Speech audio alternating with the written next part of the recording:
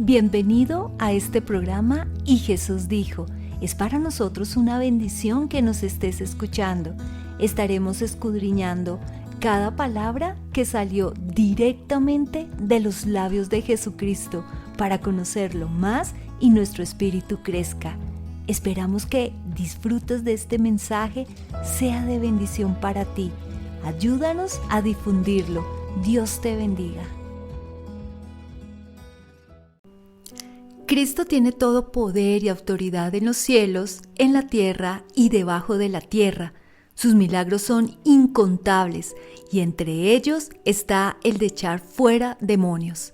En este episodio vamos a escudriñar el encuentro que tuvo Jesús con un hombre endemoniado y cómo bastó solo su palabra para liberarlo.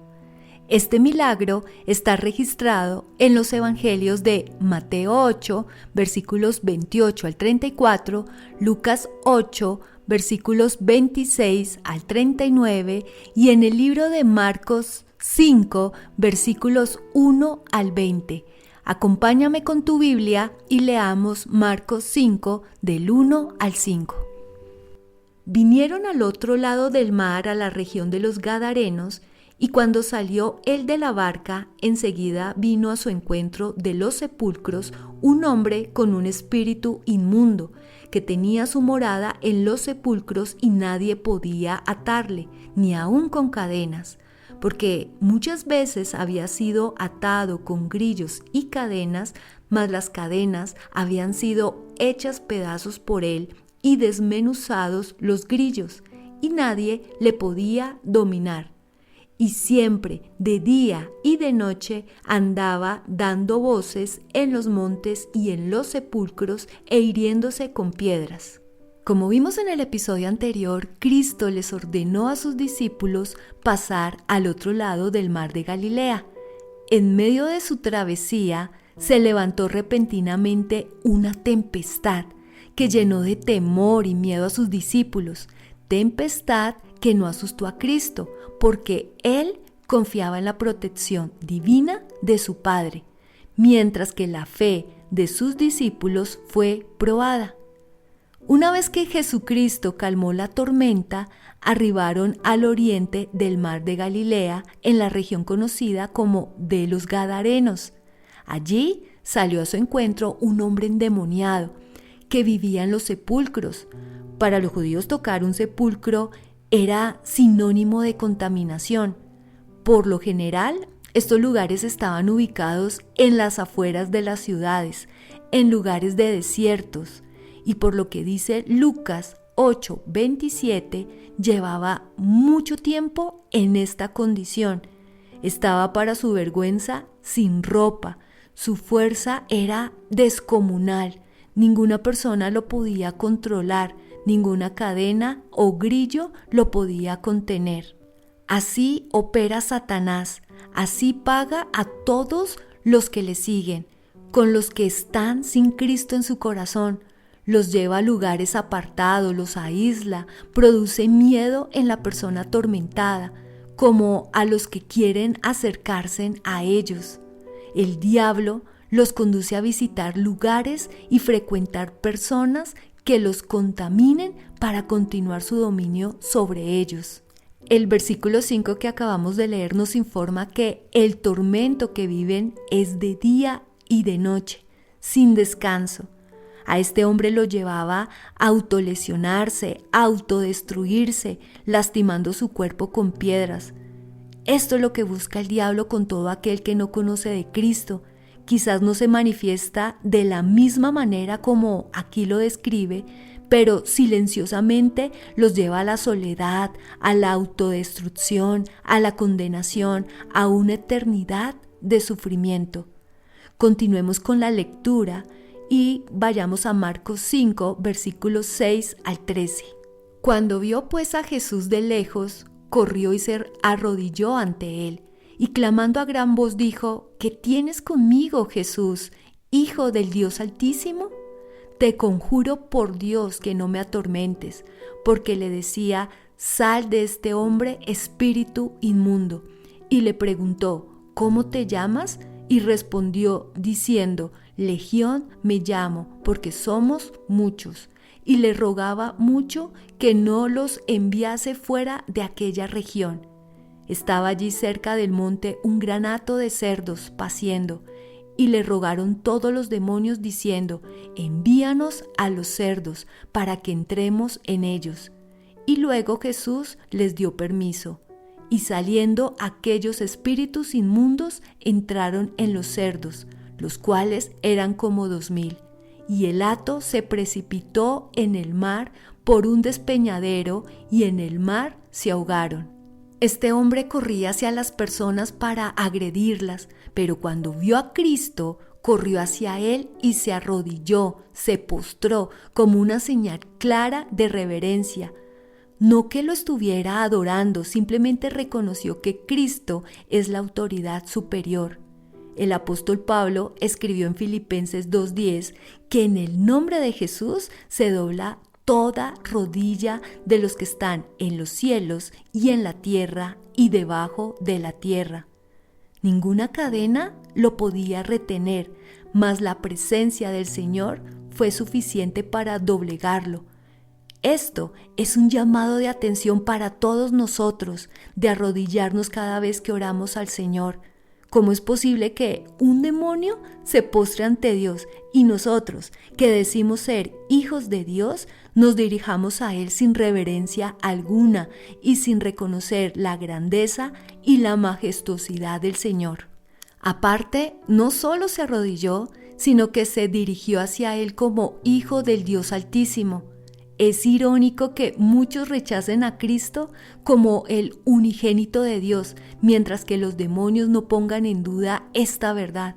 Ellos saben quién es Cristo, lo reconocen como el Hijo de Dios, solo que no se sujetan ni se sujetarán a su señorío. Cuando Cristo le pregunta su nombre, le dice que es Legión. Esto significa que habían miles de demonios que moraban dentro de este hombre y lo controlaban. Al ser espíritus, muchos de ellos pueden estar en un cuerpo. ¿Por qué decimos que eran muchos? Porque una legión romana estaba conformada por 6,000 soldados. Así que no sabemos con exactitud cuántos demonios había en su interior, pero sí podemos concluir que eran miles. En Mateo 8, versículo 29, se ve cómo ante la presencia del juez divino muestran temor de ser juzgados antes del tiempo señalado. Porque aunque te parezca increíble, el diablo conoce las Escrituras. Recordemos que tentó a Jesús usándolas y conoce muy bien lo que está escrito de él y lo que va a sucederle en los tiempos finales. En Lucas 8:31 le pide a Jesús que no lo envíe al abismo, que es el lugar en donde están confinados actualmente los peores demonios y en donde va a estar el diablo encerrado durante 1000 años mientras Cristo reine aquí en la tierra. Apocalipsis 20 del 1 al 3. También conoce que posteriormente, luego de su última rebelión en contra de Jesús, será arrojado al lago de fuego, en donde va a estar por la eternidad con todos los demonios, la bestia, el falso profeta y todos los que decidieron rechazar voluntariamente a Cristo en su corazón. Apocalipsis 20, versículo 10. Como no querían aún estar en este lugar y sabían que Jesús tenía la autoridad de encarcelarlos allí, le ruegan que les permita entrar en un hato de 2,000 cerdos que pacían en el monte. Jesús lo permitió y estos cerdos terminaron ahogándose en el mar, demostrando que los demonios lo único que buscan es matar y destruir. Prosigamos con la lectura en Marcos 5, versículos 14 al 17. Y los que apacentaban los cerdos huyeron y dieron aviso en la ciudad y en los campos, y salieron a ver qué era aquello que había sucedido. Vienen a Jesús y ven al que había sido atormentado del demonio y que había tenido la legión, sentado, vestido y en su juicio cabal, y tuvieron miedo. Y les contaron los que lo habían visto cómo le había acontecido al que había tenido el demonio y lo de los cerdos, y comenzaron a rogarle que se fuera de sus contornos. Las personas que cuidaban los cerdos, que vieron todo, corrieron a contarle a sus amos y a todos los de la comarca lo que había sucedido. Rápidamente llegaron al lugar, pero lamentablemente esta liberación no representó nada para ellos. Su única preocupación era la pérdida de los animales, lo que demuestra la gran ceguera espiritual de todas estas personas.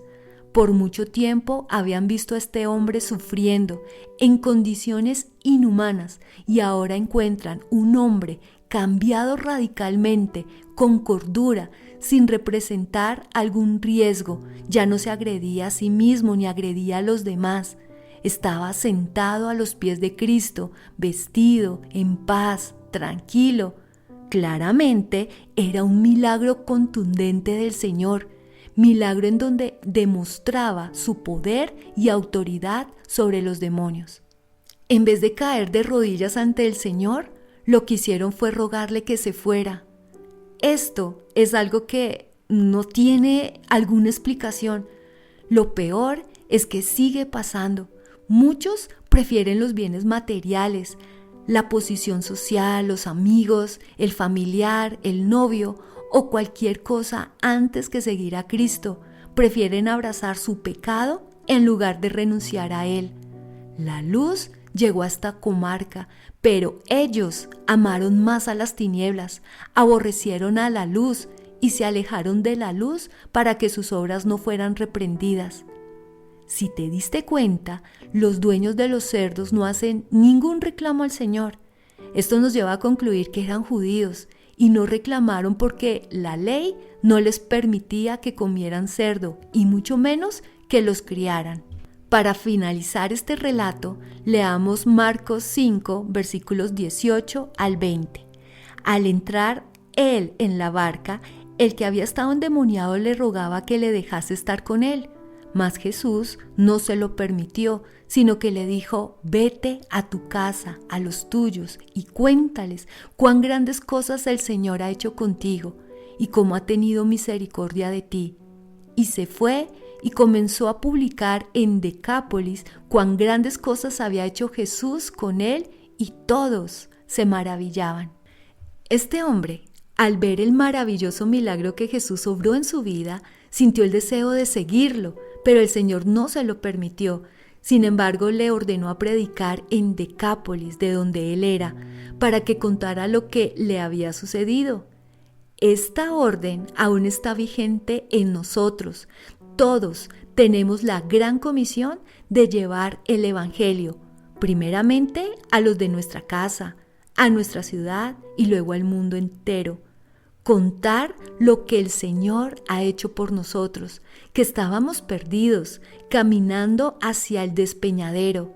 El enemigo nos tenía dominados, pero conocimos la verdad y nos trajo libertad. Ahora, por la obra de Jesús en la cruz del Calvario, estamos reconciliados con el Padre. Somos sus hijos, pertenecemos a la familia de Dios.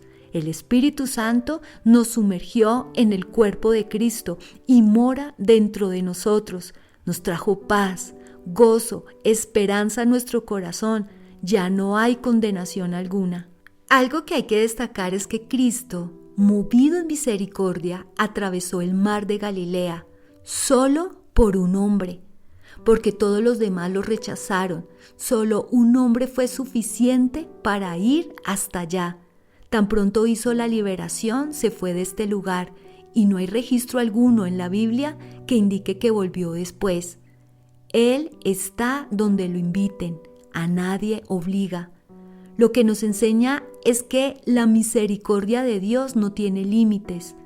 Este ejemplo que Jesús nos dio es para replicarlo, para que tengamos misericordia por los perdidos, por los que no conocen de Cristo, para que nos levantemos de la comodidad en la que estamos y prediquemos de su palabra, que no nos dé pereza ni pena hablar sobre Él, decirle al mundo que nos rescató del reino de la oscuridad y nos trasladó al reino de su Hijo amado, quien compró nuestra libertad y perdonó nuestros pecados.